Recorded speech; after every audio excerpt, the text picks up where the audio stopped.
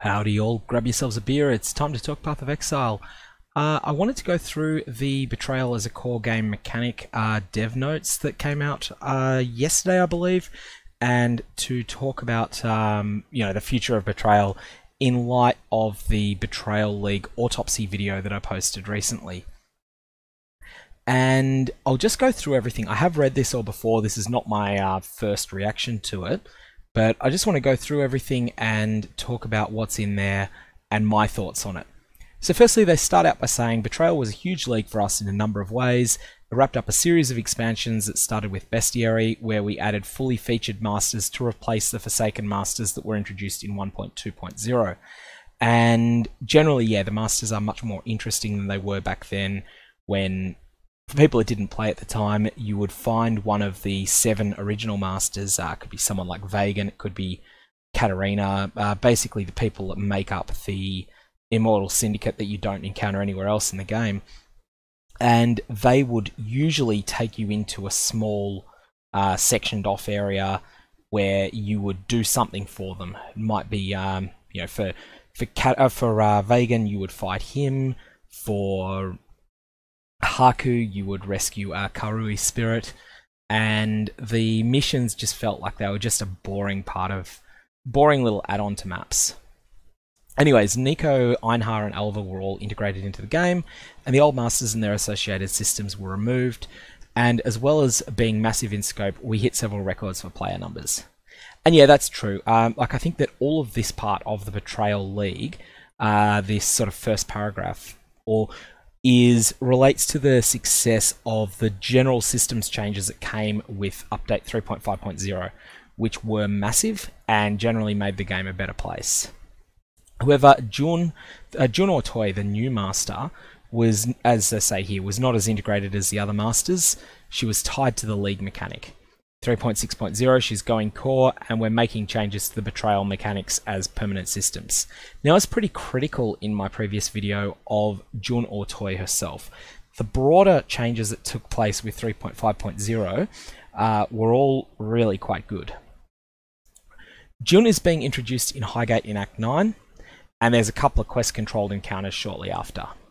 Once she's introduced, she doesn't reduce the chance for other encounters from masters in the campaign, so this means importantly that Nico will still pop up in 8% of maps unannounced, and 4% of the time when you kill a map boss, you will cause Nico to spawn on your atlas somewhere.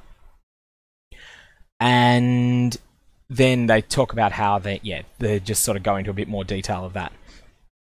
When an area has Jun, that area will contain 3 Betrayal encounters.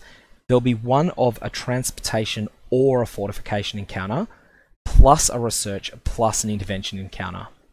Now, it's worth pointing out that as in the current 3.5.0 implementation, I'm not 100% certain on this, but my understanding, and this came from a little bit of testing that someone did that was reported on Reddit, 40% of maps had a 40% of maps had a fortification encounter, 30% had a transportation, 20% had an intervention, and 10% had a research. So we're now going to a situation where 8% of maps will have a research plus an intervention plus one of the other 2. This is a tremendous decrease in the amount of transportation encounters and the amount of fortification encounters, which is actually kind of fine, because if you look at the actual rewards for running transportation and fortification, they're mostly pretty hit or miss. A couple of things that you're pretty happy to get, getting the time-worn uniques from Chimera can be reasonably lucrative. Having Leo in, I believe Leo in fortification is where he drops a whole lot of currency items that most of the time is garbage, but has a chance to be really good. But generally speaking, the rewards that people care about are the scarabs that come from intervention and the various things that come from research, mostly improvements to existing items that come from the research section. So in terms of the amount of loot that's going to be available from interacting with Betrayal mechanics, this is a decrease, but it's not nearly as big as it sounds.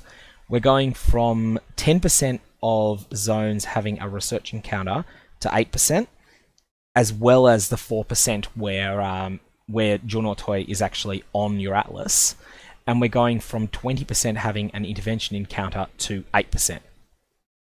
So it's not actually a very big change from the Betrayal impact on the game economy. Scarabs are going to be rarer, although we've seen in the Synthesis League video that that's perhaps not as big a change as you might have thought, because Scarabs can drop in other places in the Synthesis League as well.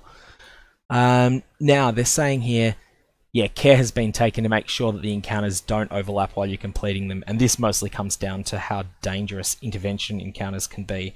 You know, if you're fighting interventions, very dangerous, and you know, like especially in hardcore mode, where you have to very quickly assess which of the which of the Betrayal members have spawned and what they can do. In a lot of ways, this is like Rogue Exiles back when Rogue Exiles used to be scary. For people that played Path of Exile back around 2015, Rogue Exiles nowadays are a bit of a joke, but back then they were something that you were actually a little bit worried about. They hit hard. They hit really, really hard. And some of them were known, particularly Igna Phoenix, the Righteous Fire character, was known as a bit of a one-shot monster. So anyways, yeah, like having them not overlap is probably a good thing. Now, so far, this doesn't address any of the concerns that I raised in the Autopsy of the Betrayal League video, which I'll link. But as this is a very different breakdown to encounters when compared to when Betrayal was a league, we're testing and refining the Syndicate member choices and outcomes. With Jun's addition, there are now 5 daily Atlas objectives. There's now a 20% chance, up from 16%, on completing a map to have an Atlas objective appear. So again, that means that when you kill a map boss, you now have a 4% chance of spawning Jun on the Atlas, as well as a 4% chance of spawning, the same 4% chance of spawning Zana or Nico that you have at the moment. So that's no change there. Because you encounter fewer overall Betrayer encounters than when Betrayal was the active league, you'll encounter fewer safe houses. The rewards have been adjusted somewhat to compensate for this. This actually had me worried when I was first reading it, because I thought things that some of the safe house rewards were going to get increased. But then there's this very important sentence. However, specific rewards that were far above the curve of the other rewards have been reduced in value. Upgraded Breachstones. Upgraded Breachstones were the defining feature of the economy of the Betrayal League. You had this situation where you had these uber tier 15, 16, and 17 maps. So the upgraded versions of Zoth, the Tull, and Esh Breachstones were all tier 15 maps that were packed full of blue monsters, had a lot of rare monsters as well, and that generally didn't pack any of the nasty surprises you can find in normal maps, because they didn't have any map mods, so you weren't encountering things like a Rogue Exile with increased critical strikes and 2 damage mods or anything like that. They just had, basically these Tull, Esh, and Zoth zones were tier 15 maps that were packed full of blue monsters and that had massive increases to experience that players gained from them. You then had the Ulnatol Breachstone, which was a tier 16 map, again packed full of monsters and with a massive XP boost, boost to the drops of the monster drops in the zone. And then Chayula maps, Chayula Breachstones, which were one of the very few tier 17 maps in the game. Really, the only other tier 17 map that has normal monsters in it is the Shaper's Realm. And yeah, these had the Chayula Breachstones had a 350% XP increase, as well as every monster in the zone being able to drop tier 16 maps. This was absolutely staggering amounts of both loot and XP. And it led to a situation where more than half of all of the level 100 characters in the entire history of the game have been in the Betrayal League. Now, they're saying here that they've nerfed the XP gain rewards considerably. So the increased experience from Tull, Esh, and Zoff has been decreased from 250% to 100%. The increased XP from Chayola has gone from 350% to 200%. Ultimately, this is a fairly significant change, but it's not the smashing nerf that it looks like. You know, if you're thinking 250% extra XP down to 100%, that sort of sounds like it's dropping by 60%. But that's a bit of a maths trick there. You're going from 350% of base XP to 200%. This is a decrease of 3/7, which is considerable for the Tull, Esh, and Zoff Breach Stones. For Chayola, you're going from getting 450% of base XP down to 300%. So that's a third. That down to 300%. That is a 1/3 decrease, which again, it's considerable, but it will still be the case that just based on this paragraph alone, that the Chayola Breach Stones will be the single best source of experience in the game. However, there's more to be said about the upgraded Breach Stones. Pack size modifiers for upgraded Breach Stones have been reduced. All pure Breach Stones have had their area level lowered by 1. So now Chayola will be a Breach 6. Chayola pure Breach Stones will be a tier 16 map, not a tier 17. Ulnatol will be tier 15. And Zoff, Tull, and Esh will be tier 14. This actually is probably one of the most significant changes because the number of Breach Stones available in the economy is considerably more than the number of Breach Stone upgrades. Sorry, the number of Breach Stones that are available in the economy is more than the number of upgrades, but the number of upgrades is more than the number of Chayola upgrades. So, the number of Chayola Breach Stones available. So this means that economy-wide, not everyone can use their upgrade on a Chayola Breach Stone at present. Some people have to compromise and upgrade an Ulnatol, a Zoff, a Tull, or an Esh. And this is going to mean that the amount of pure Chayola Breach Stones across the entire economy, that a lot of people will be forced to use their tier 3 It That Fled on upgrading a Zoff, Tull, or Esh Breach Stone. And those 3 pure Breach Stones are going to be considerably less appealing than they are at the moment. They're not going to drop tier 16 maps, except for the rare monsters in them. And so I think we'll find that this will have a transformative effect on the map economy. Purified Breach Stones, for people that haven't been running them, they have been absolutely vomiting enormous amounts of tier 15 and 16 maps into the league economy, which then means that if you're someone that is running those red maps, the drops that you get are worth less as a result. This factor is going to go away, and so this change is going to be very good for people that are running maps, and very bad for people that are running pure Breach Stones. They then further go on to say that these nerfs only affect experience gain. Boss item rewards from these Breach Stones have not been affected. So this means that items like the Pandemonious, Skin of the Loyal, and Zoff's Blood, the very, very powerful items that drop from the Breach Lords, these will still continue to be widely available in future leagues. Now we get to talking about the loot multiplier effects. Cartography Scarabs, Divination Scarabs, and Sulfite Scarabs have all been reduced in power.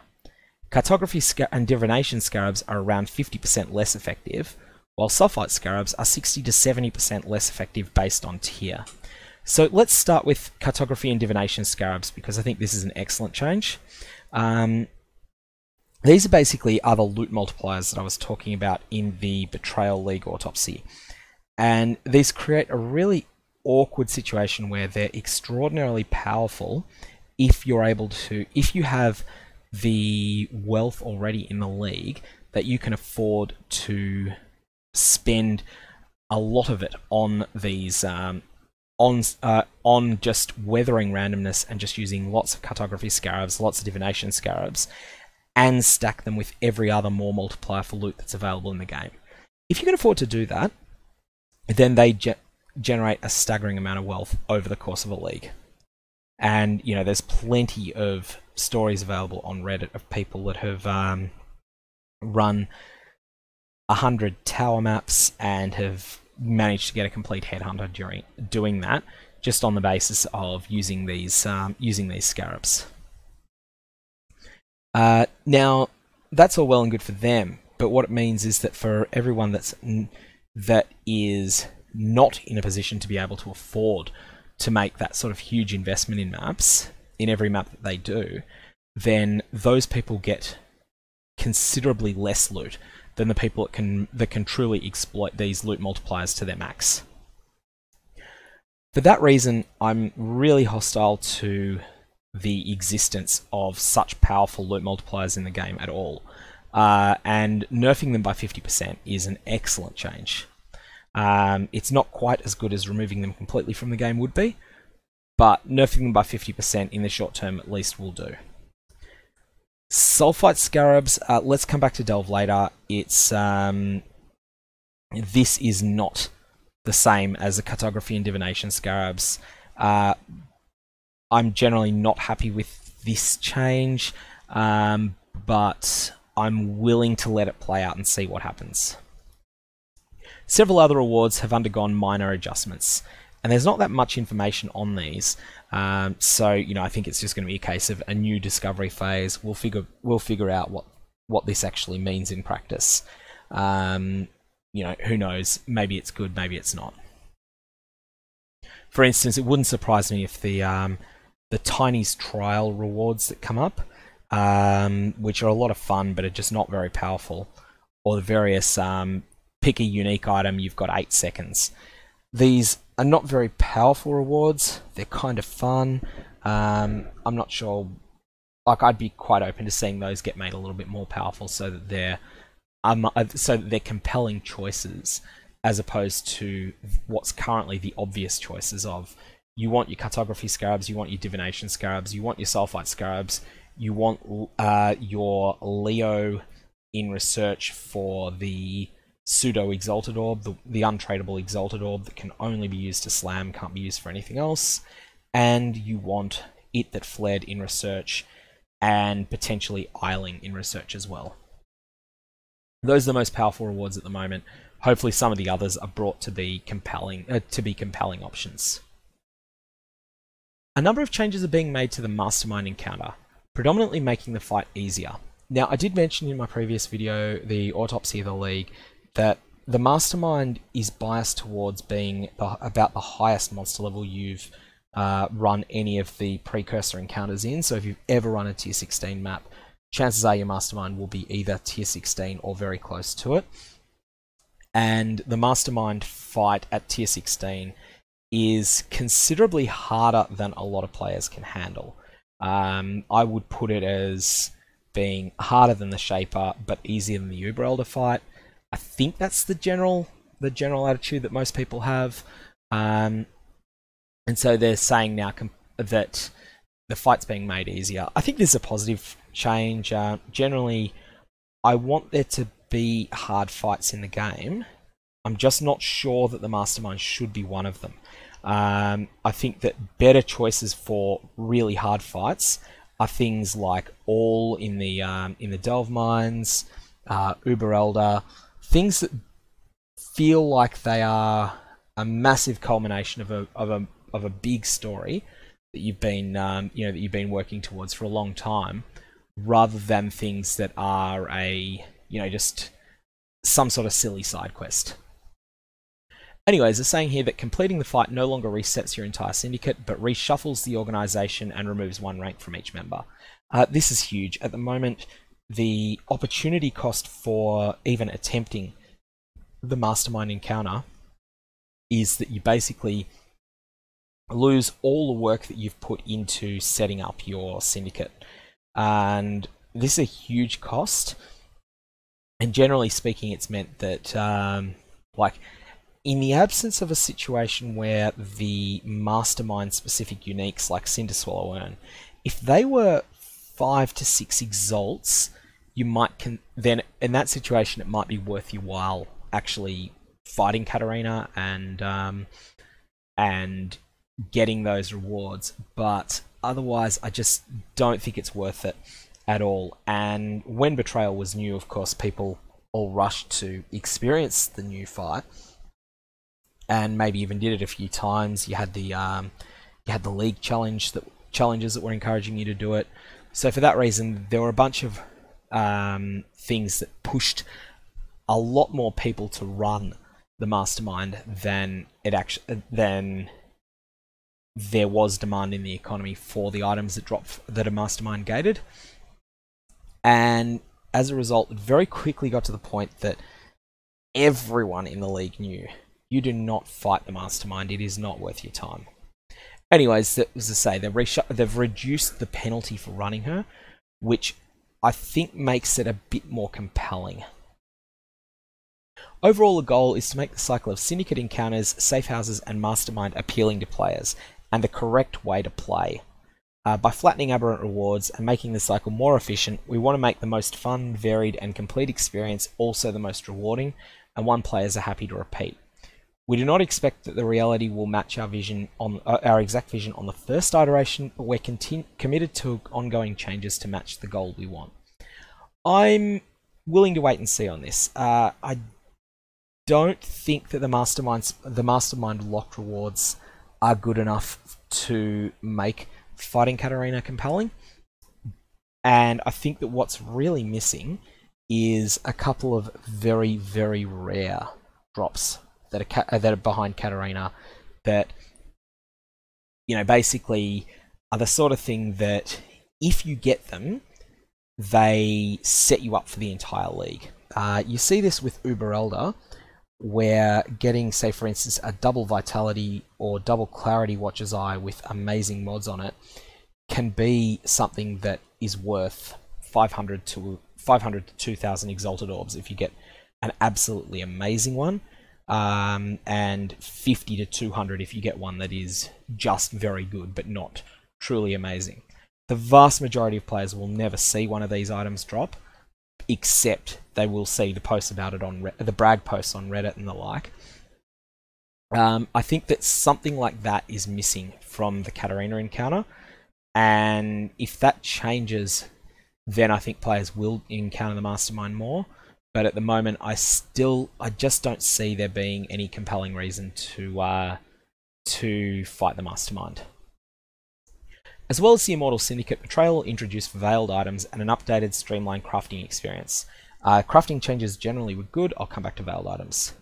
We've seen a need to make several adjustments for veiled mods when they were added to the core games. So, with the veiled mods, there's a couple of different perceptions of these that are flying around in the Path of Exile community at the moment. The first attitude that I see from a lot of people is what I would term the I want it now approach to these items. There's a lot of people that are disappointed by veiled items because by the third day of the league, they feel that it's unreasonable to have acquired the tier 4 upgrade for, say, the highest tier physical damage to weapons craft, because you just don't see it often enough. And there's still some tier 4 upgrades that that I don't have myself in Betrayal League, despite having leveled. I probably run something of the order 3,000 maps in the league, and I generally do fight the Syndicate encounters in maybe not quite every map, but almost every map. So there's that approach of thinking that I want it now, I can't have it early, therefore the system is terrible. Then there's my approach, which is to think that I'm actually quite happy to have whole league goals, that the sorts of things that feel completely unattainable early in the league, but that you work towards over time. A good example of this actually is acquiring the Headhunter unique belt through the Nurse Divination card, where you're not going to get that until you've done at least 1,500, 2,000 tower maps, unless you're assuming you're not running a high investment mapping strategy. You're not going to run 1,500 to 2,000 tower maps in any sort of reasonable time frame at all. That's going to take you a long time, and it's a goal that you work towards over an entire league. I think that the Veiled mods have been excellent at doing that. Some individual players will get very lucky and will get a premium mod early. And then at that point, it's up to them. They can take the attitude of, excellent, I've had my lucky streak, I'm going to exploit that and make other people pay for the craft that they want.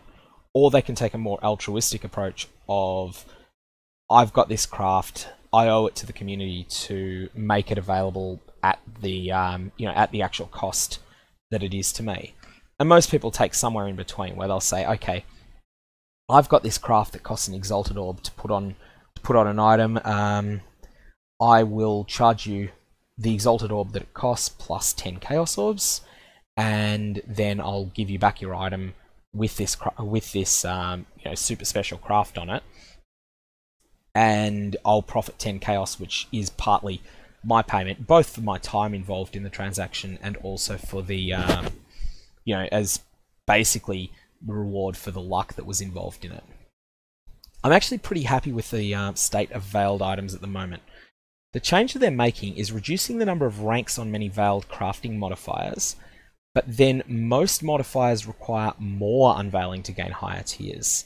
So the way that I'm reading this, at the moment, the way that I believe it works is that you get basically 1 XP in a craft for unveiling a tier 1, 3 for unveiling a tier 2, 9 for unveiling a tier 3, and 27 for unveiling a tier 4.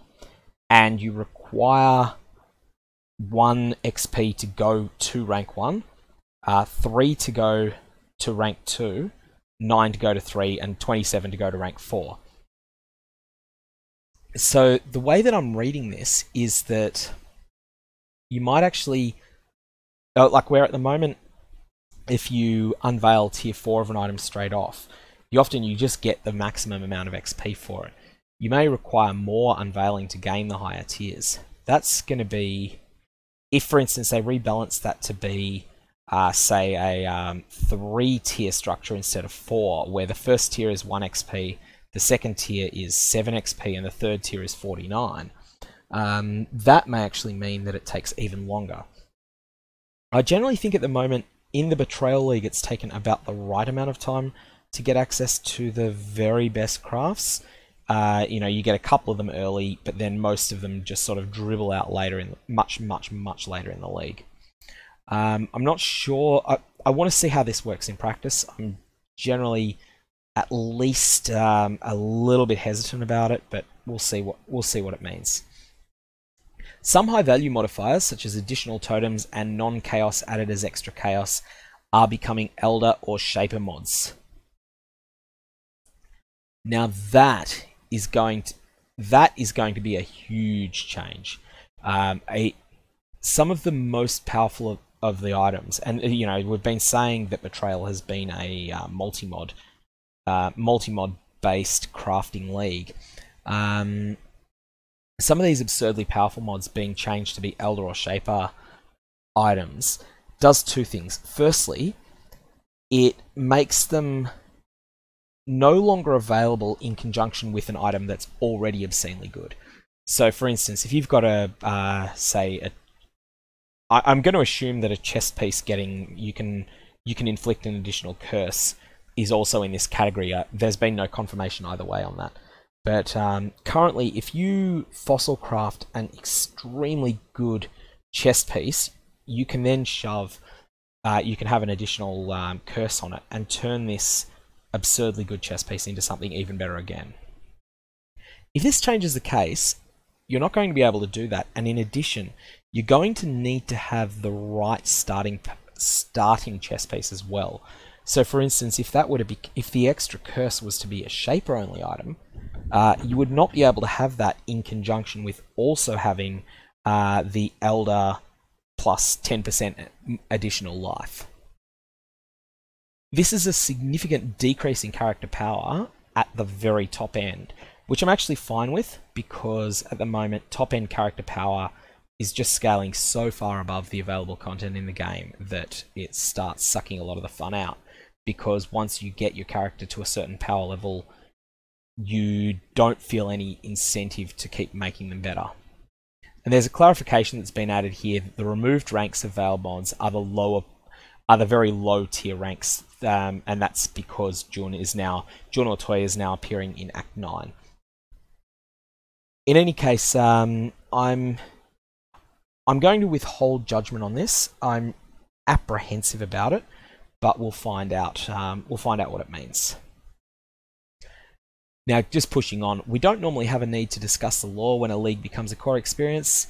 In Betrayal, we focused heavily on making the lore accessible, interesting, and deep. We received much more feedback about the characters and their interactions in Betrayal than we normally do, and that's been, of course, the case because the characters in it are kind of awesome, so we thought we should cover this. Some players have noticed that the old game lore has been lost from the game with the removal of the old master conversation options. We're looking at places to reintroduce important elements of this information in future content. So maybe Vagan will tell you that he wants to bend your ear for a moment in the future. We'll find out about that. Thank you to everyone who played Betrayal.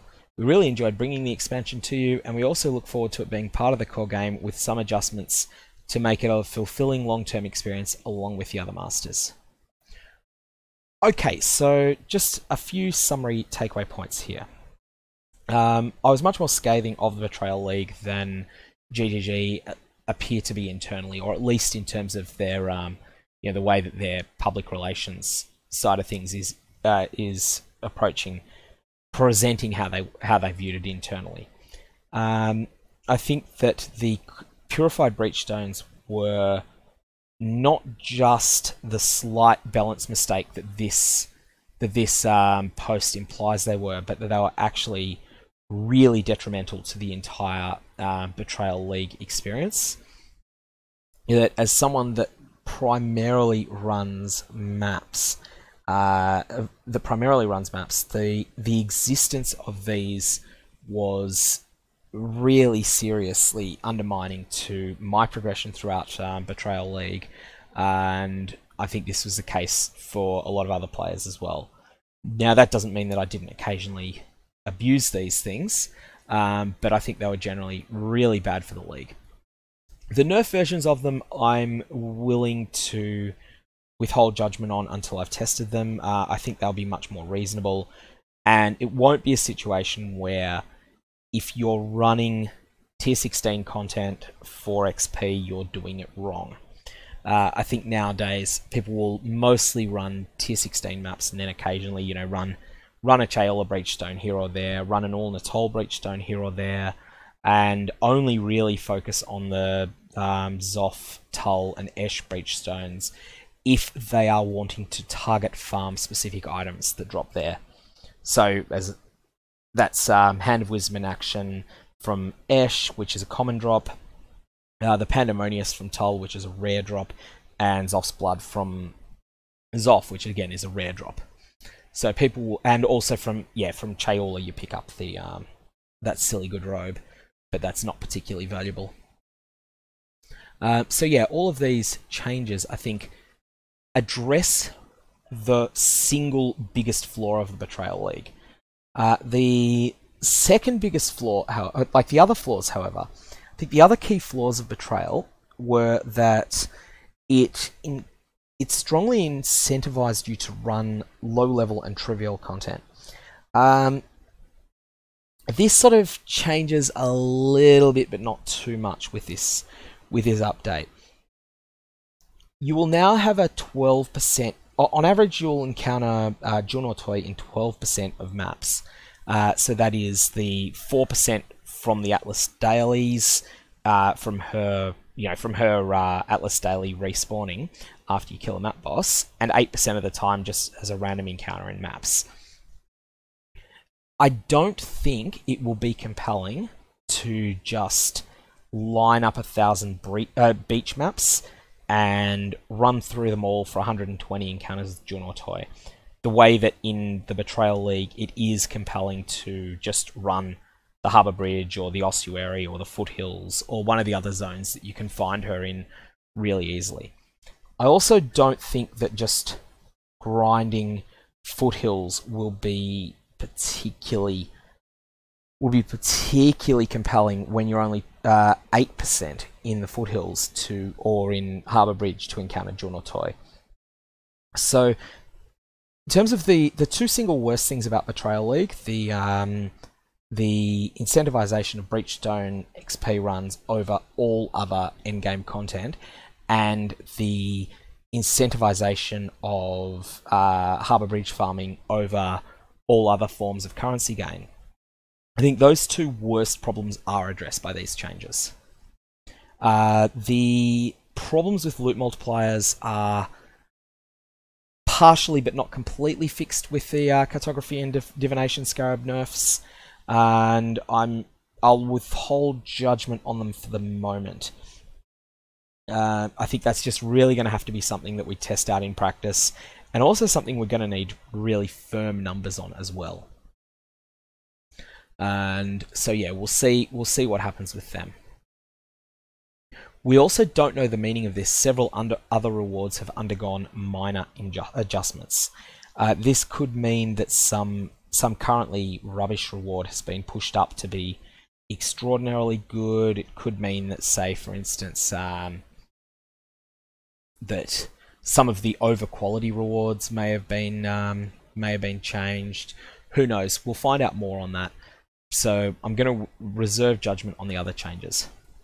In terms of the other things with Betrayal, though, Jun or Toy, her encounters at the moment are more rewarding in low tier maps than they are in high tier maps. And I'm not talking here in terms of you can, if you're running a beach or a Harbour Bridge map, you can encounter Jun 75 times per hour, but if you're running tower maps, you'll only encounter her 30 times an hour. I'm talking about the rewards per time that you encounter her. And because the safe house rewards are everything, and the safe house rewards that are important are mostly level agnostic, this means that right now, encountering Jun in a level 68 zone is better than encountering her in a level 83 zone. I think that really needs to be fixed. And I've said before, I'll say it again, that I think there should be a hard cap of 3 syndicate members spawning in zones that are monster level 72 and lower. There should be the ability for 5 of them to spawn in red maps. So 3 in white maps and lower, 4 in yellow maps, 5 in red maps as a hard cap. And then your trust relationships with them would impact the rest. I also think that some of the Betrayal options that are generally negative, like removes all rivalries within the syndicate, these should not appear as often in higher tier content, whereas some of the generally positive ones, such as the ability to execute a member, the ability to have them drop a scarab, these should be more common in the higher tier zones.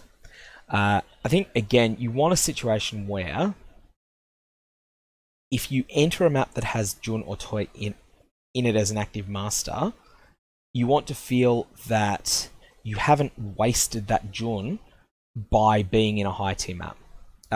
You're not thinking, oh, gee, I would get better rewards from Jun if this was a normal armory rather than an Elder Armory map. And the last sort of thing that comes to mind with the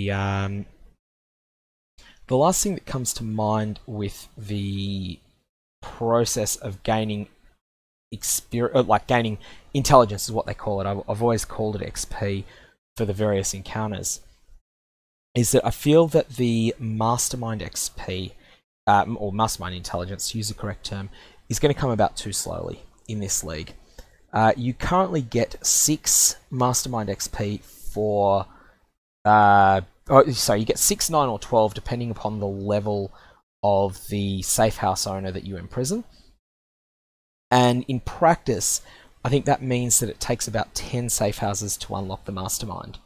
It's going to be a long time to get to between encountering Katarina, assuming that you want to encounter Katarina. Especially given that you have a fairly strong incentive to repopulate your tier 3 syndicate members at that point. So I don't have any solutions to propose there. I just want to point out that that is something that is going to be a little bit ugly. The very last thing I wanted to talk about is the changes to the Gilded Sulfite Scarabs, because these have been getting a lot of flack online. And I think that the biggest problems here, ultimately, the underlying core problem is that actually going through the delve mines awards too much loot per minute compared to any other activity in the game. Now I'm leaving at the moment the broken. Some of the broken things in the Betrayal League, like Harbour Bridge farming or Foothills farming. But in terms of natural gameplay, running through the delve mines awards far too much in the way of loot. And this has meant that Sulfite Scarabs are something that everyone feels they need to buy, whether you're the sort of player that is trying to set a record in delve depth, or whether you're the sort of player that is just delving for a bit of fun here and there. The real offender, ultimately, is the staggering number of maps that are dropped by the delve mines. The monsters in the delve mines don't really seem to drop maps at all, or not at all, but I believe it may only be the rare monsters that can drop maps in the delve mines, but it's the various nodes that drop. There's the nodes that drop maps that you find firstly in the actual map, in the actual zones that say this zone contains maps in the mines, but more importantly in the abyssal cities, the Vaal cities, and the Harbinger cities. The amount of maps that are dropped in there is so huge that it's, at least in the Betrayal economy, it's been perfectly reasonable. If you can push your delve mines to 600 depth, and let's just assume that your character is capable of handling the 600 depth mines, because they're pretty damn rough. If you're capable of clearing them, what you can do is you can buy 15,000 Sulfite, which is basically a tier 16 map, a Gilded Sulfite Scarab, and 2 fragments. That'll cost you about 50 Chaos Orbs at current prices. You can then, that will turn into about 15,000 Sulfite on average. Maybe a bit less, because I'm failing to factor in the chance of getting less than 3 piles of Nico Poo in the zone. So let's just say 12,000 to allow for the fact that you normally get 3, but sometimes you get 1, sometimes you get 2. So if you get 12,000 Sulfite, that pays for about 20 short hop delves in the mines. In terms of the amount of cities, I think on average you'll be able to path to about 4 city nodes with that. And it's my experience that in 4 city nodes you'll tend to get about 6 tier 16 tier 16 maps, plus 8 tier 15s, plus 20 other red maps. Like, it's just an absolutely staggering amount. In any case, this sort of staggering amount of wealth means that players, whether they enjoy delve or not, feel compelled to run deep delves. And if you can't beat the deep delves, there's entire strategies around shallow delving where you target farming fossils and hardly using any sulfite at all. But this means that there's a lot of pressure from players wanting to buy sulfite, whether they actually enjoy delving or not.